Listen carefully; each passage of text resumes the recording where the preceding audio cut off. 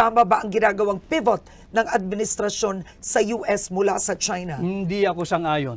Sapagkat tatandaan natin, at nandito naman yung team mo, suriin ninyo yung naging pahayag ni Bongbong Marcos noong 2022 SONA. Nung sinabi niya as regards our standing in the community of nations, that we shall be friend to all and an enemy to none. Nag-pivot ka na. Andito na tayo, kaaway na natin ang China dahil we're pursuing hindi na independent foreign policy, kundi interest na ng Estados Unidos ito With the proliferation of US military bases. Yung EDCA yan, US military bases yan But that's not a US military base. EDCA is not. No. They call it EDCA, pero nandoon na yung mga Article 18, Section 25 of the Constitution. No foreign bases, troops, and installation. Anong tawag natin sa EDCA?